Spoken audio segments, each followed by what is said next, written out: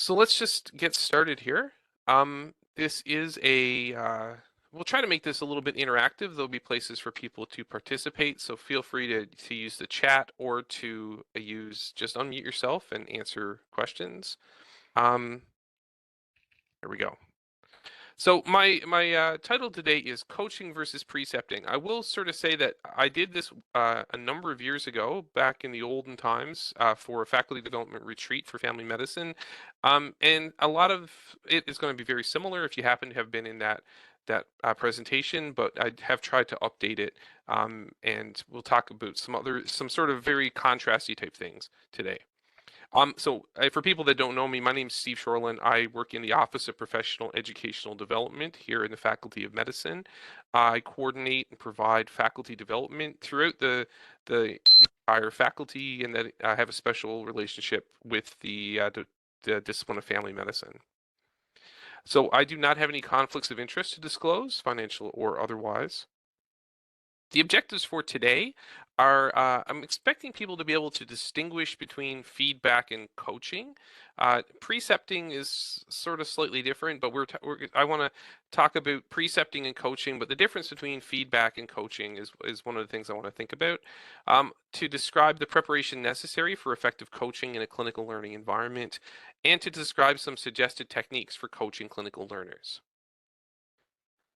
There is an evaluation, so I'm going to put this slide up. This slide will also be at the end. So this is the internal evaluation that we do at OPED. I think I might have said did I say I was at OPED? I'm not sure if I did. I think I might have used a different word. Anyway, so Office of Professional Educational Development, yeah. So this is my email address, and if you have a mobile device, you can just put it up right now, and it'll take you to the Qualtrics link. It will also be available at the end. I'll put the link in the chat at the end, and we'll also send it out by email to people. So there's lots of ways for you to evaluate me and our programming for today. Okay. I just want to acknowledge that the material I'm talking about today comes from several sources. There's a Creative Commons licensed source from MedEd Portal on giving effective feedback. There is the R2C2 feedback model and the RxOCR model. We're going to talk about both of them from the Royal College. So I've sort of taken all of these three things and kind of built an approach to coaching for clinical learners, and we're going to be talking about that in contrast of preceptorship. So I'm going to start off with asking you all, experienced educators all, what makes someone a good preceptor? So I just want to kind of throw it out there for a quick second, and you can feel free to type in the chat window, or if you want to unmute yourself in a second, once you've had a second to think, what is it that makes someone a good preceptor? And I'll just be quiet for a quick sec.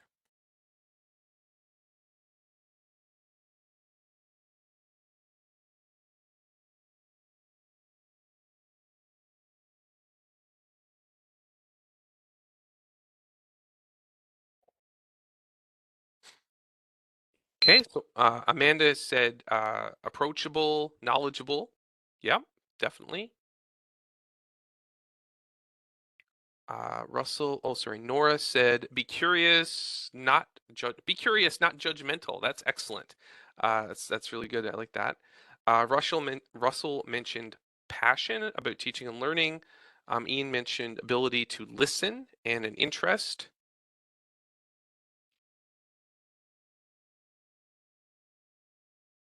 Curious, not judgmental. Yeah, I like that. Two, Wendy mentioned likes to teach, kind and considerate, wants the learner to move along, makes it about the learner, not them. Excellent. So I think, I mean, again, I don't know why I come to these things. You all know what you're doing. And Russell mentioned competence, of course. Sure. All right. Finding out the learner's learning style, that's from Amy. Thank you. Recognizing teaching moments from Scott.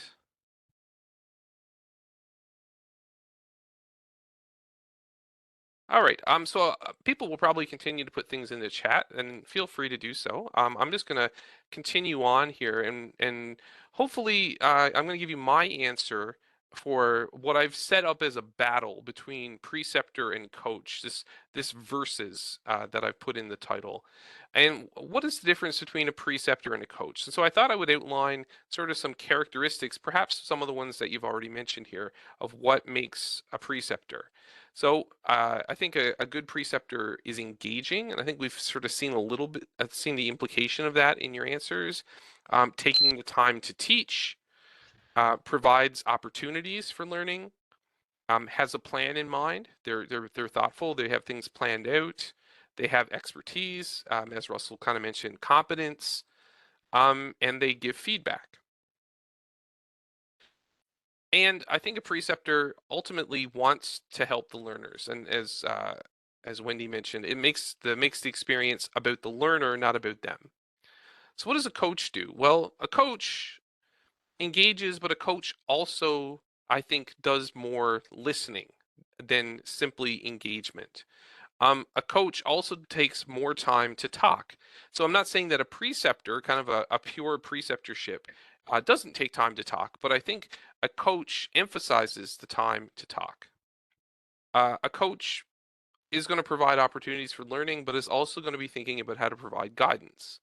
And a coach, probably most of all, um, certainly needs to have a plan in mind, but might spend more time discussing what the mutual goals are, and in particular the goals of the learner. A coach may have expertise, and I recently did this presentation for internal medicine, and we kind of had a little discussion about, does a coach need expertise? And I would suggest that if you're coaching learners, especially uh, ones at the beginning of their learning, you certainly do need expertise. But there is an idea that a coach need not be an expert in the topic, and I think that that's really applicable.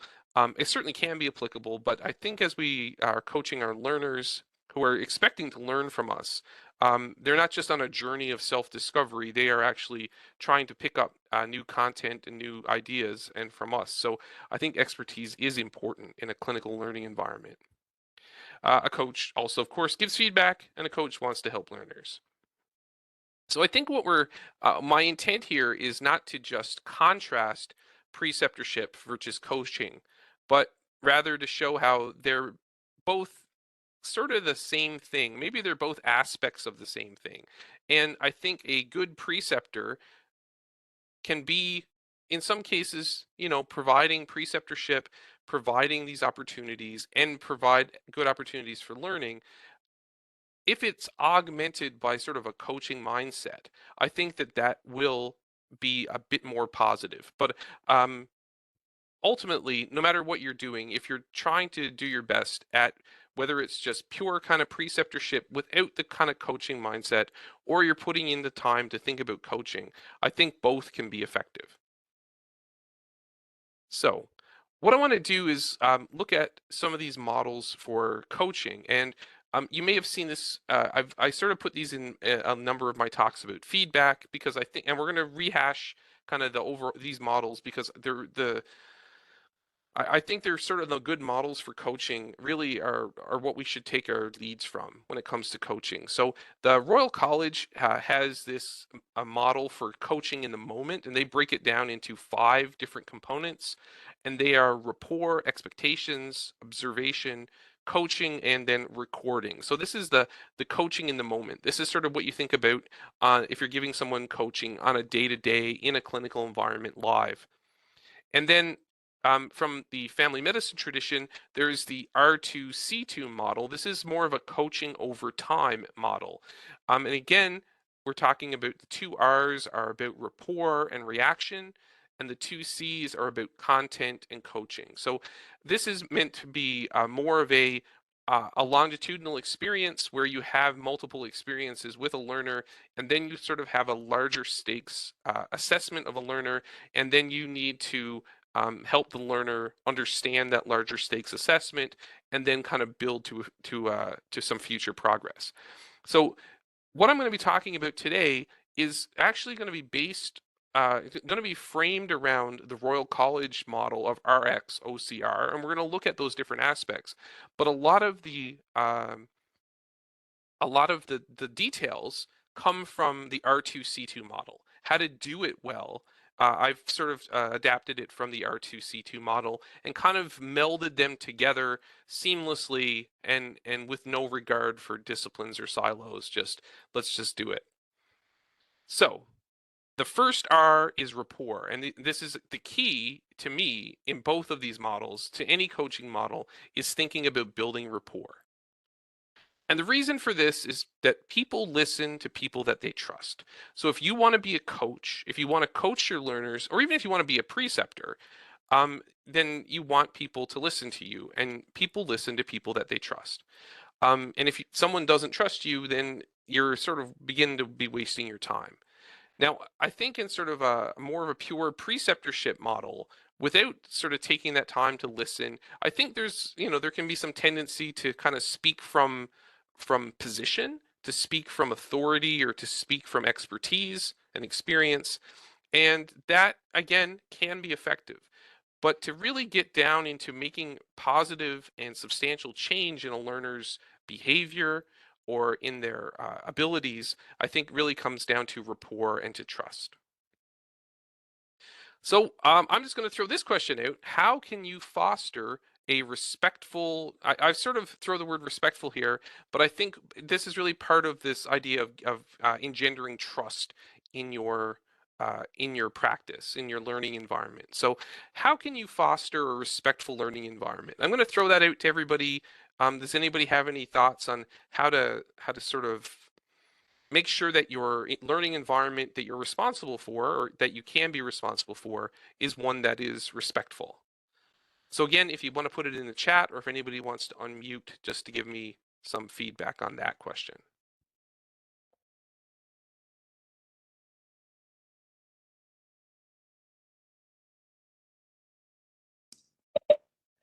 I'll jump in, Steve. I think being a good role model about professionalism and respect and saying that you're open to feedback, kind of setting that stage, good contracting are some of the elements. Yeah, thanks, Wendy, for sure. Anyone else want to, again, if you want to throw an idea in the chat or unmute. So Russell mentioned regular check-ins uh, with the learner to invite and review feedback from the learner on their experience. So yeah, I think that's really good to, we sort of have these sort of end of rotation evaluations, sort of, when they're going out the door, to say, hey, how did that go? And then you're, that's also administered by a third party, and those things are very important so that we get that sort of confidential feedback on our experiences that we provide. But I think that, by having that discussion, sort of an honest and sincere, hey, how are things going? What's been going on? I think that's really good. Anyone else have something they want to get to? I'd say being, I guess, a team player in terms of the different within medicine, there tends to be somewhat siloed and at times tensions, right? In terms of which are artificial, unfortunately, or at least they're unfortunate constructs. And so if you can be positive in terms of your interdisciplinary relationships, I think that shows a positive modeling for students who may very easily get swayed into this polarizing thing that can happen sometimes, that makes a negative learning environment, that we do things right, they do things wrong. And it happens both ways. We often complain about it in family medicine. Oh, you can get the butt end of the stick. Well, I hear it lots from in our own worlds where the butt end is shoved at other people. And I'm probably not innocent of that totally myself, but I think we really have to be vigilant to that, because our learners are so impressionable. And if you don't start with constructive and respectful relationships and attitudes towards our colleagues, then that's a slippery slope pretty early on in their careers. Thank you very much, Scott. Yeah, I would totally agree with that. In fact, that's my first answer. So what you and Wendy just said there is my first answer here, with my list of what we're talking about. So, and that modeling of respect, and what I always tell, what I always sort of picture this as, that if you are speaking about others, in a respectful way. So let's go with the negative. I don't love to, but let's go with a negative one. So, if you're speaking about the patient or the patient's family or the other health professionals or the nurses or the administrators, or I mean even the Department of Health, even the government, talking about your specialty colleagues, and you're sort of talking about them behind their back in a negative way, and then you turn to your resident and say, hey, can I give you some feedback? I want you to trust me. Your resident might start thinking, what are they saying about me behind my back? So if you are treating other people with respect, and again, you're going to have opinions, you're going to have off the cuff chats, but a general feeling of modeling that respect with other health professionals, with the way you talk about the patient and the patient's family, and then when you look at your learner and you say, hey, I want you to give you some feedback, I want you to trust me, your learner is more likely to go, oh, this is a person who generally speaks about people in an honest and positive way, and therefore I'm going to take that to heart. Some other things that you can use to, again, create this respectful, trusting environment would be making sure that you show gratitude and explain why your learner has to do certain things. They're doing a job. They're providing healthcare, and so they're part of the team. Making sure that they understand that and that you show them that they're valued as part of that team. Making sure that expectations are explicit. Making sure that they know what they're supposed to do, and it's sort of not just, hopefully they figure it out. Making sure that you're aware of those stressful situations and perhaps even trying to remember, calling that back, what it was like the first time you had to do something, or the first time you were in a strange place where you hadn't done something like that before. So I think that that can be really helpful. And then I would really encourage Russell's idea of checking in with them on a sort of a, how are we doing? How are things going for you? And we'll see a little bit more of that in a second. The next thing that you can do, again, trying to build rapport, is to be curious. And so was that Nora's quote, be curious, not judgmental. So the most important thing that you can do when you have a learner in order for that learner to be successful, in fact, the most important indicator for a learner's success in an educational program is that somebody cares about the learner, somebody cares about their success. And if you don't care about your learner, then the next best thing you can do is just pretend to care about your learner. And if you pretend to care about your learner, then you actually care enough. And I'm trying to be a bit funny here, but that's really what you want to do. It's like, speak to your learner like a human being, care about them just enough. Oh, it's from Ted Lasso. Thanks, Nora. Um, so just, talk to them, pretend to care, and then the fact that you've done that is actually the caring that they need. So you're showing them that you care, that you want them to be successful. Even if you don't, they're not your kid. You want them to be successful, but you know, really, we're just trying to do our best. So how do you do that? Well, you do things that are just curious. Um, like, I'm curious how things are going. What kind of feedback have you been getting? What are you interested in? Talking to them like human beings. And again, you talk to them about the hockey game, or you talk to them about their dog, and that's all good too. But these are things that are on point for what's going on in terms of their experience. And so this is coming back to Russell's idea of checking in with them, getting some feedback. And this may be just an informal thing. It's like, hey, how'd that last rotation go? How are things going? What's it like since you've been here? Are you from this side of the island originally? Or are you from somewhere else? What's going on? Again, you're just sort of being curious. You're building rapport. You're building trust. You are somebody who cares. And now when you go to give them feedback, hopefully it will be taken more seriously.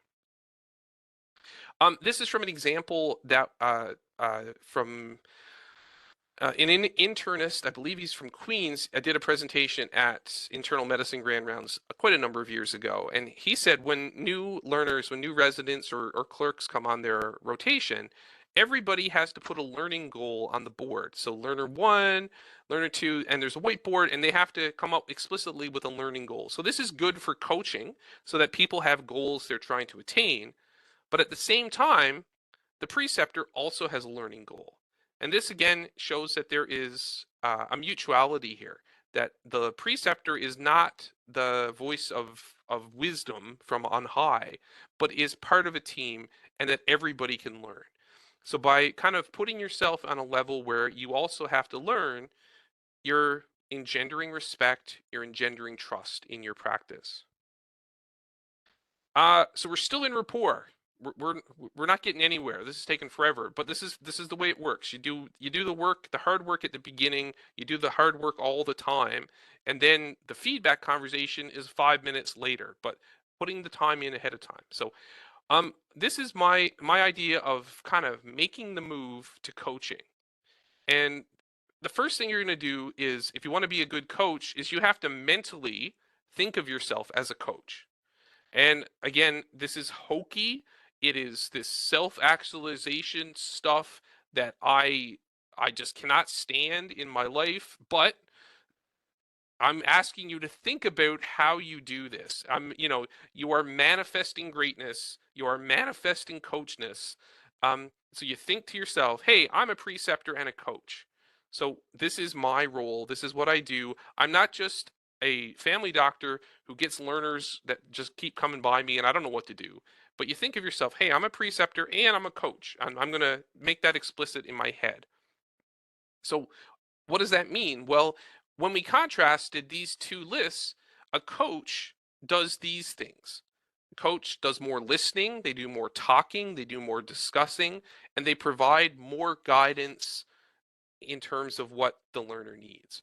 So the question is for you, how do you do these things more than just organize patients and get people in and out and record, record their assessments? Like, is there room for this? And these are the questions that I don't have an answer for because I don't do your job. And this is sort of the heart of coaching. Thinking to yourself, when am I going to talk to my learner? Where am I going to find that time?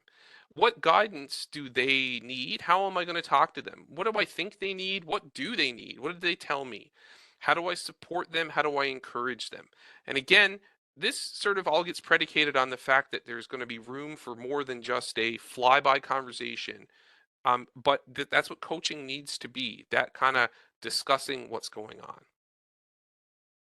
And then when you've done that, then you kind of have to do it out loud to your learner. And again, this is so hokey, but how else do you do it other than tell your learner, hey, I'm a preceptor and I'm a coach. I'm thinking about this from a coaching mindset. So, do you say that out loud? I wouldn't do it, but you might. You might think, you might even use the word. We're approaching this with a coaching perspective. I think whatever you do, you should be going into it with a sincerity and sort of not, I'm in front of all of you telling you that this is hokey because I find it, the wording kind of hokey. But when you go in with your learner, it should be more sincere. That you're like, I'm observing to help you do better. I'm giving you feedback because I want to help you do better. And Wendy, I quote you all the time in that, your thing, which is like, I'm giving you feedback because that's the only way people improve. I don't know what exactly your quote is. I misquote you all the time and I never give you credit. Wendy, what is it that you say to your learners about feedback? I use a hokey, I call it cheesy analogy that feedback is a gift, and we don't always like the gifts we receive, but they're given with good intent, and you assume the person might want a gift, and I would encourage them to embrace the gifts. And I use the analogy of like you're all Olympians. And I assume you want to get better and better and just shave, like, perfect your craft. And so I actually say it out loud as coach, but I use the analogy of a gift. And I sometimes like say, and some have bows and some you don't like, and you could return it. You can even re-gift it. Please reflect on the present. Thank you. Yeah, and so I think you gotta having that verbalizing this coaching mindset tells your learner that you're trying, you value this experience for them, and that you are trying. You're not just we're not just giving you feedback because I got to, or feedback because you messed up. This is important, and that it's important to you, and that you are doing this intentionally. And again, ask me questions. Hopefully, this is this is true. I want you to be successful. My role is to support you in doing better. That that's hopefully the truth. Hopefully you feel that way. And is there a way that you can say this that doesn't make you cringe and that makes the learner feel like you're being sincere because you are? So this is where, my joke about pretending to care, hopefully we're not at the pretend stage here. We're actually, we do feel that this is honest. Okay, so we've made that explicit jump out loud to our learners about being a coach. So now we're going to move into the X. X is for expectations. This is sort of laying the groundwork for the clinical encounter. So this is all happening. So a lot of this is happening before your learner shows up. And then your learner shows up, and then we're sort of having that opening discussion. Now we're going to lay in some groundwork here. So this happens before you start, because you actually need to have your objectives and goals clear. So you're getting a clerk, you're getting a resident, what level are they at? Where are you in the year? What kind of patients are you seeing? How busy are you? Again, I know, insanely busy. And then you're going to be thinking about, okay, what are my objectives and goals? What are the program's objectives and goals for this learner? And then what are the learner's expectations and objectives and goals? What are they looking for? And do they have, if they're clerks, do they have EPAs? Do they have things they have to work on? What are their competencies that they need to achieve? Also, what are their expectations for how things are going to go naturally? Is it going to be a lot of observation, or is it going to be a lot more autonomy? How are things going to work? And then it's really important to have a discussion around both of these last two bullet points. And this is where coaching happens again. So by having that discussion, you're kind of in that coaching mindset. It's not just, here's what I want you to do, go do it.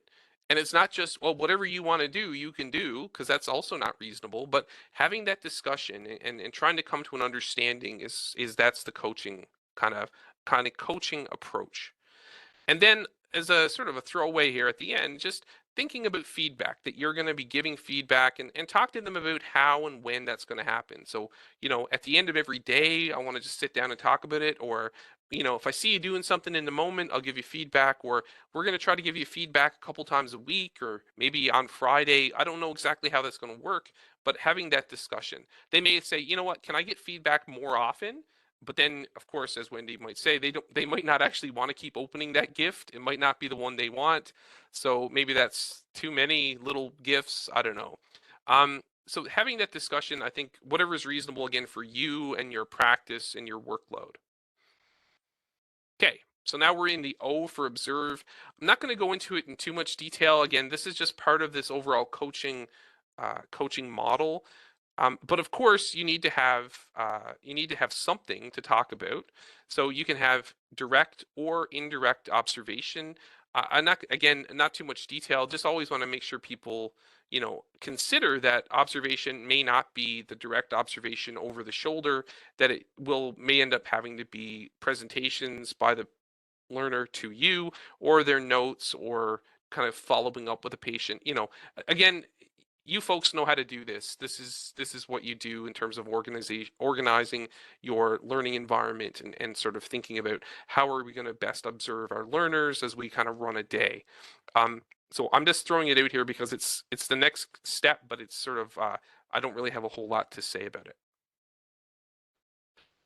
So now we're into C for coach. This is the whole, that's what we came here to talk about, and it's 3:05. So we're only getting into the word coach right now. So this is where we're gonna do the basics of what does it mean to be kind of a, how do we actually engage in that idea. So here's the sandwich. This is the good old feedback sandwich. How do people feel about the feedback sandwich, the traditional feedback sandwich? Any thoughts Does everybody know what the feedback sandwich is? Any yeses or no in the chat? Amanda mentions it's superficial. Learners find it disingenuous. That's from Amy. I mean, I think that there's an underlying principle that you want to give some positive along with the constructive, and that's good. You know, I mean, if you're going to be wooden about where you have to start and how you have to finish, I think there are times when the sandwich works really well, but you need to allow the conversation to go a little bit organically in that context. And it's probably more of a back and forth. The sandwich is kind of like a product that you're serving up, whereas really it's more of a conversation back and forth. And how do you say when you're at the end of it, really? Yeah, thanks, Russell. I would agree with that totally. And so just so everybody's aware, like in case you haven't seen it, but almost everybody has, that the idea that you start with something positive and then you give them the meat of the sandwich, uh, which is traditionally kind of the constructive bit, and then you finish with something positive, so you go out on, go out on a good note. Yeah, so Wendy says it's okay when you don't know what else to eat. That's better than nothing. Feedback is better as a tapa. I like that. Perfect. So my experience about the sandwich, or my opinion, is that I think it's not the best way for doing feedback. And when I have to give feedback, I use it all the time because it's comfortable.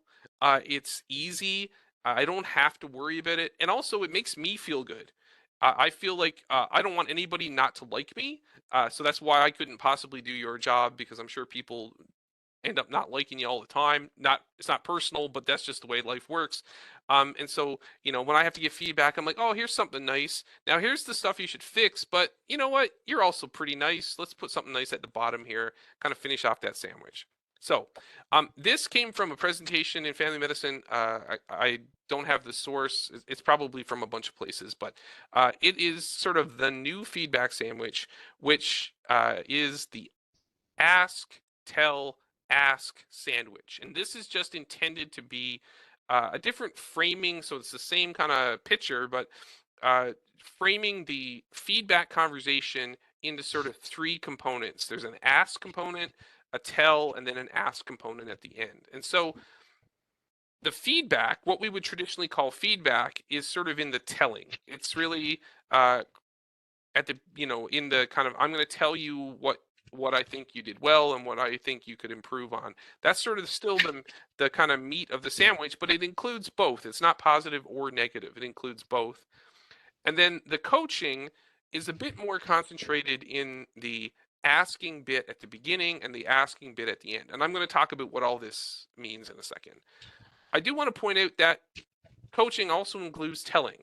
So there's, again, an idea that coaching does not include your opinion, your expertise, and I think that there is room for that in the idea of coaching, but it is not necessarily. I think for a learner that some telling is important. So we're going to think about coaching all the way through. So the next step in the coaching is self-assessment by the learner. This is the first ask in the sandwich. This is the first ask. And I just want to go back one more. There's no magic trick to the ask, tell, ask. It's just sort of a way of remembering that I should be asking more questions rather than just telling more opinions. So feedback ends up, hopefully, is more asking as well as some telling. And again, as sort of Russell said, the order is maybe not as important, but I think it's really good to remind yourself that I should be discussing rather than just telling. Okay. First ask, self-assessment. It's the question that you ask anyway. How do you think you're doing? What's been going well? What are some of your strengths? What do you think you need to work on? These are the questions, again, when you sit down at the end of the day and you're just like, okay, I want to give you some feedback. How do you think it's been going? What's been going well? What are some of your strengths? Again, these are just simple questions that I'm sure you do. And the reason we put that in the ask in the first slice of bread is to remind ourselves, I should start there. But I also want to encourage you to think about maybe taking that first question and maybe turning it into something a little bit deeper. So you might say, hey, how do you think things went? And they're like, oh, I found that patient really, really challenging. I didn't know what I was doing. And that rather than you going, oh, okay, and then moving on, then sort of entering into a conversation goes, wow, tell me a bit more about that. What was really challenging about that patient? Tell me some more. So it's this idea of building a little bit more rapport, but also valuing your learner's self-assessment and trying to engage them.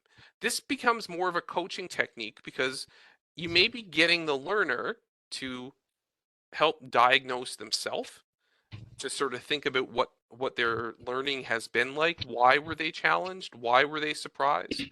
But also you get to gain a little bit more knowledge about what it was about your learner and how you're going to be giving feedback in the future, a little in a minute or two. And so by taking an extra bit of time to have that discussion about their experiences, their opinions, and their feelings about what just happened, then you're going to be able to again get more into a coaching mindset with your learner. And again, going back to Nora's be curious. Try to ask them what's going on. You want them to, ultimately you'd love for them to fix it themselves, for them to go, yeah, it turns out I didn't know that, and that's something that I realize now, and that's something I'm going to go have to learn, and I'm going to go do that. See ya. So that would be fantastic. But they may need a little bit more guidance, a little bit more insight. The next piece is your assessment. So this is the traditional feedback. This is the tell of the ask, tell, ask sandwich. And basic advice, again, if you've seen me talk about feedback before, it's the same advice. So we're just seeing it again. Make sure that you call it feedback. It's like, hey, I'm going to give you my feedback. Let's sit down for feedback. So they know it's not just a chat. This is important, but they also know this is not like an exam. This is not an assessment that goes on their permanent record and makes them fail or pass. This is feedback. We're talking about this. It's important, but it doesn't count for everything. But this is not going to be the end all of everything. Make sure it's timely. So as timely as possible, again, avoiding people's emotional reactions maybe to something that's gone badly. But, as soon as you can, as soon as is reasonable, it's a good idea.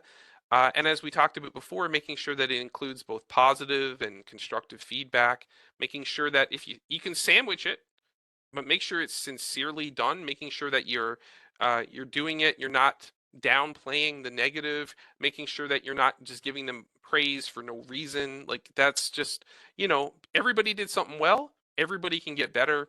Tell them that, and that's what we do. It's crucial to make sure that we focus on specific objective behaviors. So it is not just, this is my opinion, but this is, I saw this happen, or I heard that this happened.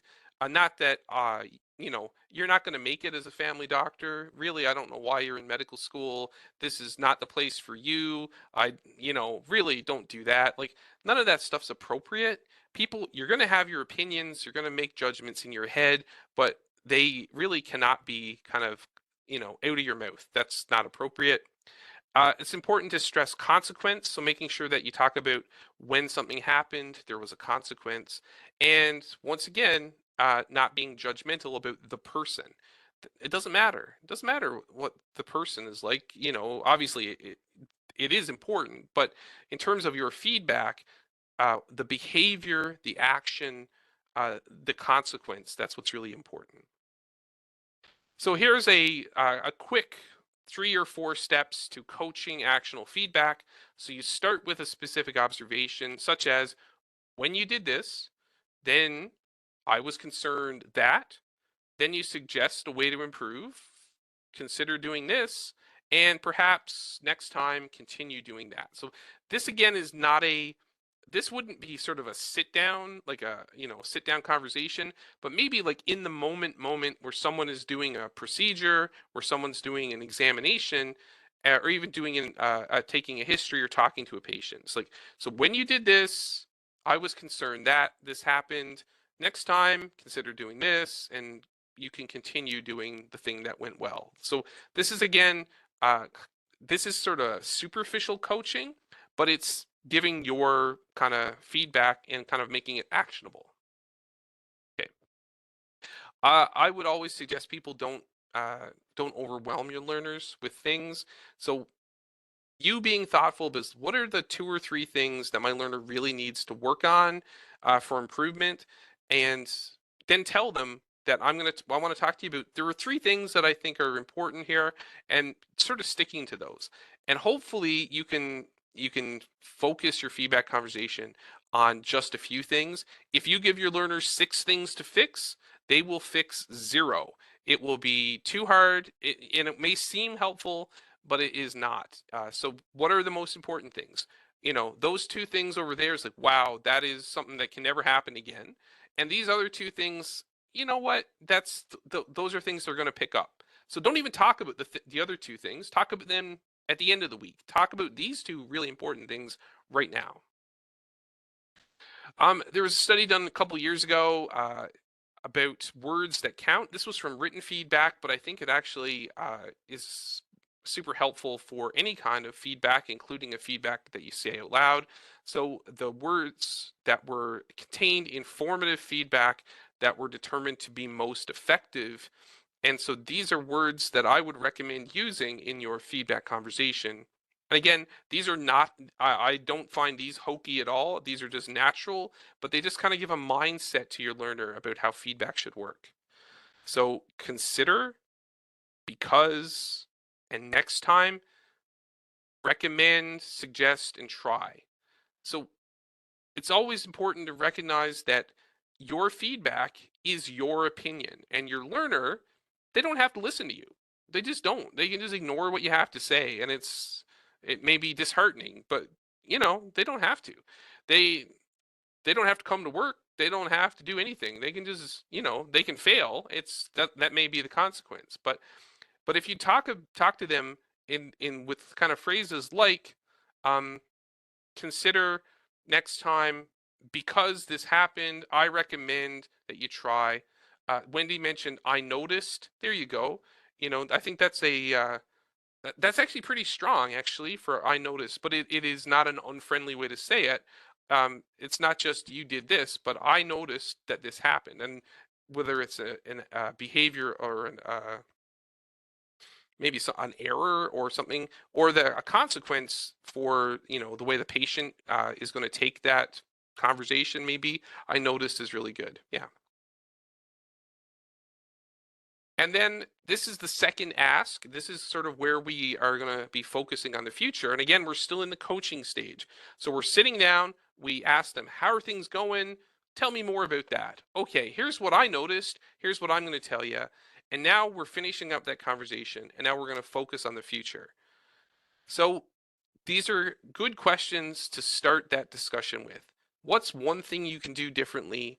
How can you make a change? How can we sort of start that? What do you want to do? What do you think's going on?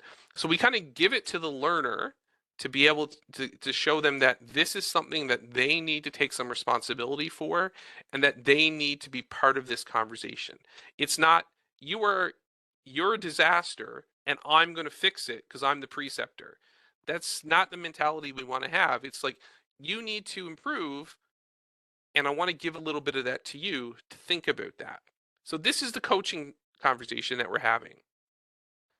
But I would also suggest that there's place here to be a preceptor as well. And so depending on the level of your learner, are they a brand new clerk and they're just trying their best?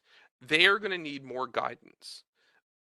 If they're a senior resident and they're still getting something wrong, they're missing something, I would suggest it's time for them to probably take a little bit more responsibility here. But if they're not able to get it, whatever that is, then again, there's going to be room here for your guidance, your input, providing your own suggestions. Now, I would suggest you're not going to care more than them. You're not going to give it to them whole, completely, just like, here's your schedule. I've scheduled your day for you. I've scheduled your week. This is when you're going to wake up and this is when you're going to go to bed so that you can be successful. Of course not. but giving your guidance and then committing yourself to help them. This is where that kind of preceptorship and coaching kind of blends together. So it's really part of the same thing. There are times when you have that conversation and you let them work through their problems with you.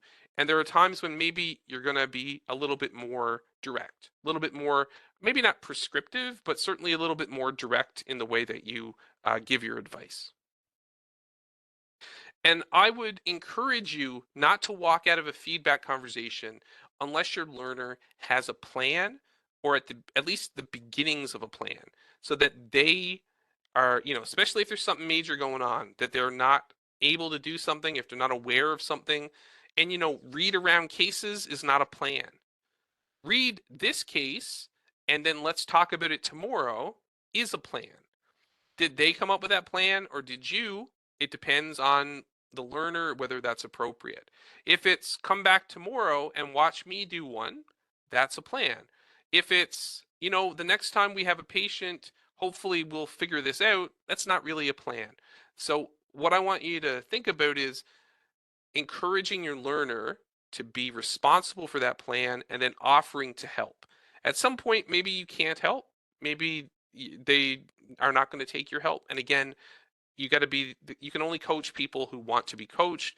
But if you do all the rapport stuff, you're doing all the curiosity stuff, and you're having that positive, sincere conversation, hopefully they're going to take what you say to heart and want to work with you. And then finally, last R in this model is record. Whatever assessment system that you're using for clerks, for residents, making sure that you don't leave this conversation and say, well, hopefully we'll both remember that tomorrow when we have to type this in. No good. Make sure that in the moment, in the next 5 minutes, somebody is responsible for that. Whoever types it in, whoever writes it up, and then you do your best to do that in a timely fashion. Because a conversation that didn't get recorded, as far as the university cares, it didn't happen. So make sure that you have that conversation and you record the results.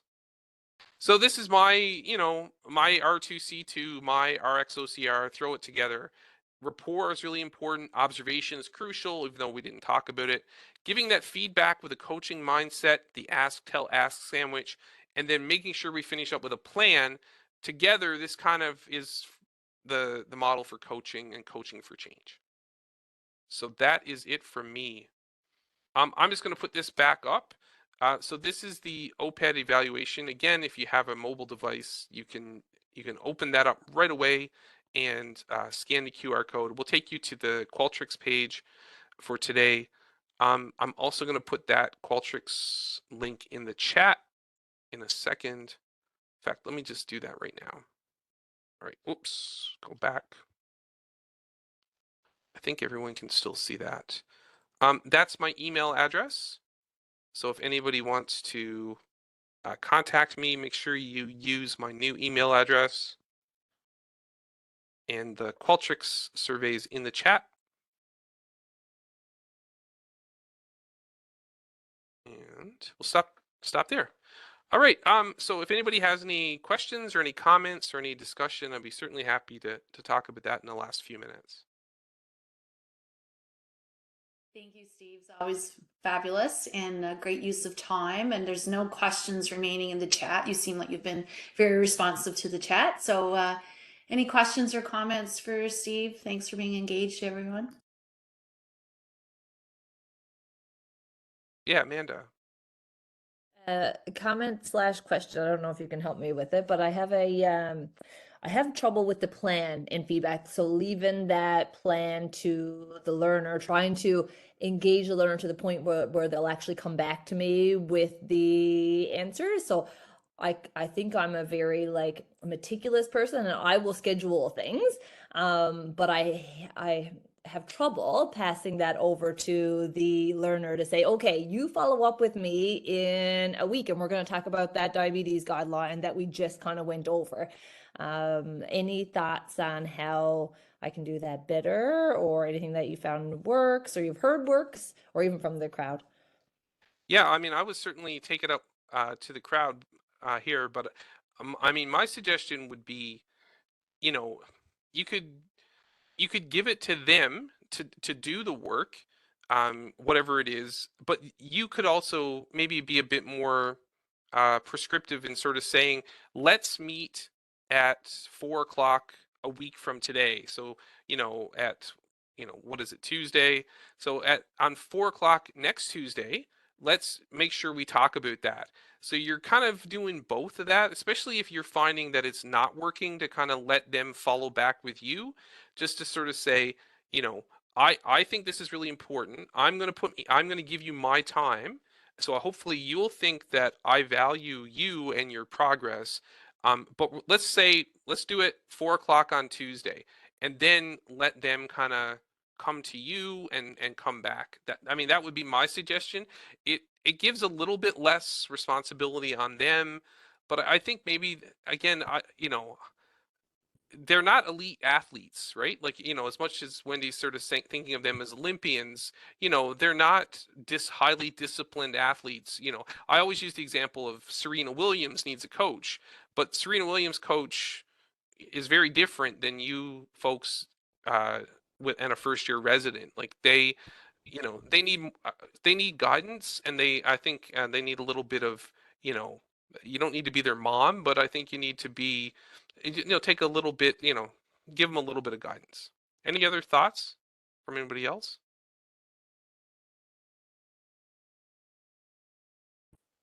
I think you nailed it with halfway between a mom and an Olympic coach. It's somewhere in there is the perfect secret sauce. I also tell learners I'm doing this on my desk calendar. Everything revolves around my desk calendar, and it's a little looser than my normal meticulous alerts and stuff like Amanda's talking about. And that way I have the word Amanda, and beside it might be CHF or COPD or something. And then I have like the word Scott, and I have a couple of words. And yes, like a clerk or a resident might see each other's, but they have no idea what that's about. It could be a clinic card, could be a field note, something we're going to loop back on a guideline. So it's a little loosey, like I wait for them to come back to me, but if they don't, I still kind of keep seeing it there. And I'm like, oh, let's add that to your list. And we keep putting it so they kind of see it too. So I think it helps encourage them to be accountable to it. Anybody else with anything that helps that? I think that is a challenge, is that loop back. That was a really good question, Amanda. I like to, I'm afraid what those 2 points next to my name would be, Wendy. Like, I like to I like to leave it with the resident, but human nature as it is, or at least my brain, you got to make sure you get back. If you ask somebody to look up the pap smear guidelines, and so I love that function on the EMR where you just send a note to yourself in 3 days, make sure Nadine reviews PAP guidelines, and then it'll pop up in my messages. And if they haven't, then that's a message, right? Or if they have, it's a message too, right? Not just do they know the guidelines, but did they take responsibility to actually come back? So I suppose it's a different carrot, Steve, than if you have a time, but in some ways that's more prescriptive than what I would do, and tells me something about the learner if they, in fact, when I say get back to me in a few days, if they do get back to me in a few days. Yeah, definitely. Anybody else have chime in on that or anything else? So I think in that situation, it can also be like, how do you want us to follow this up? Because I can remember now this was when I was a clerk, but like I had a preceptor in a rotation ask me questions on something and then said, go read about that. And I diligently, looked it up and read it. And then I kept waiting for the preceptor to ask me because I didn't know that his expectation was for me to bring it up. And eventually I was just like, you never asked me about that. And his response was, well, I expected you to come back and tell me. Right. And I mean, now you're talking like this is like in the 90s, like teaching approaches have changed, but like that could be one option. Like a learner may not feel like they can be the person to say it. So it could always be, so how should we follow this up? Like, did you want to bring it back to me, or do you want me to ask you about it down the road, or that kind of thing, right? Because sometimes, like even now with undergraduate learners, that's what I'll do. Like if I'm seeing them through my phase 4 role is say, okay, when do you want to do this? You know, when would be best to come back? And I got to run because I have another meeting, but this was very engaging. Thank you so much. Same with me. Thanks, Steve. Thanks all. Have a good one. You're Thanks, welcome. everybody. Fabulous job, Steve. Thank you. Thanks. Thanks. Thanks a Thank lot. you. Bye. Bye.